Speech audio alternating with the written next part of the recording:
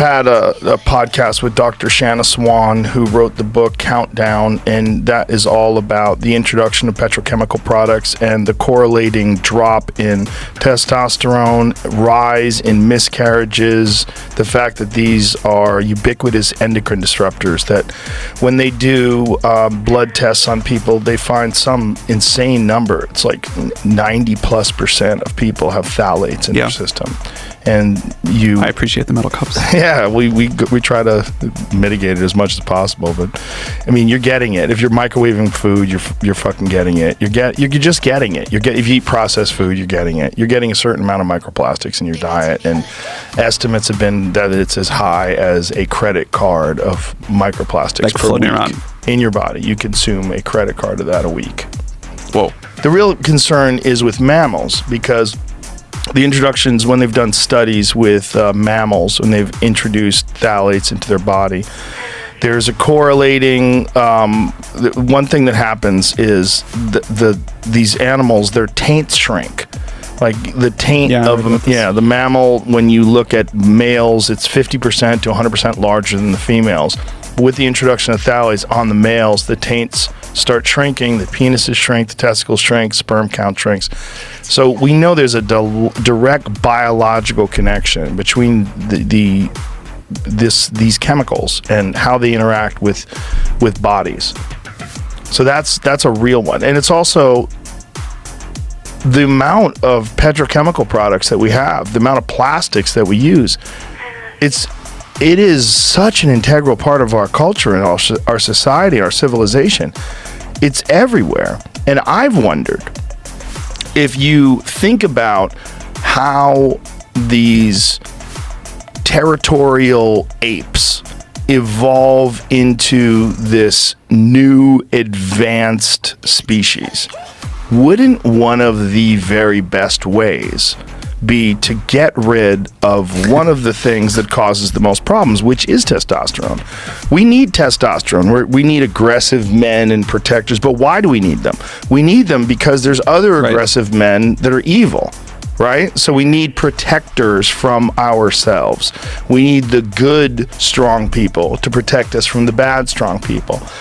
But if we're in the process of integrating with technology, if technology is an inescapable part of our life, if it is everywhere, you're using it, you have the Internet of Everything that's in your microwave, and your television, your computers, everything you use.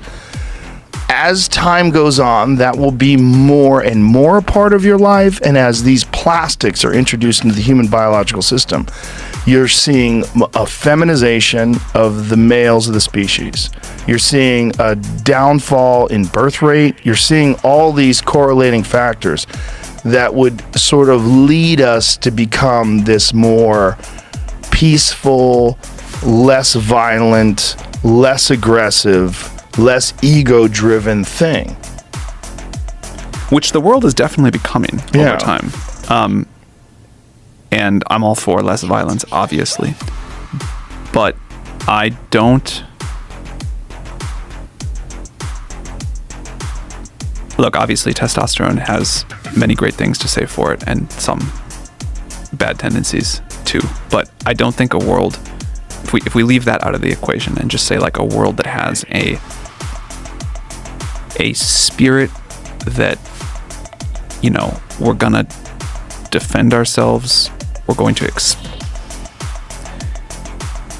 find a way to like protect ourselves and our tribe and our society into this future, which you can get with lots of other ways. I think that's an important impulse. More than that, though, what I meant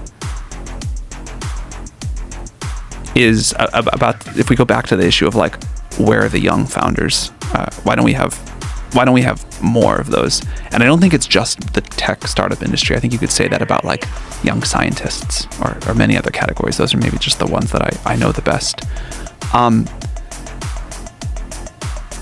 In a world with any amount of technology, I still think we've got to, it is our destiny in some sense to stay on this curve. And we still need to go figure out what's next, and after the next hill, and after the next hill. And it would be my perception is that there is some long-term societal change happening here, and I think it makes us less happy too. Right. It may make us less happy. But what I'm saying is, if the human species does integrate with technology, wouldn't a great way to facilitate that to be to kind of feminize the primal apes and to sort of downplay the role? You mean like should the AGI phthalates into maybe, the world? I don't know if it's AGI. I mean, maybe it's just an inevitable consequence of technology. Because especially the type of technology that we use, which does have so much plastic in it. And then on top of that, the technology that's involved in food systems, preservatives, all these different things that we use to make sure that people don't starve to death. We've made incredible strides in that.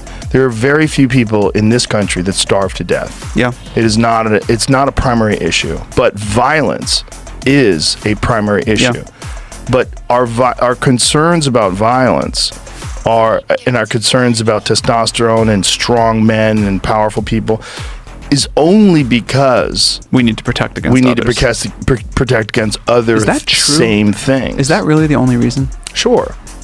I mean, how many incredibly violent women are out there running gangs? No, that part for sure. Yeah. Clearly not very many.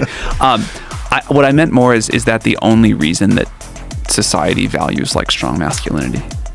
Yeah, I think so. I think it's a biological imperative.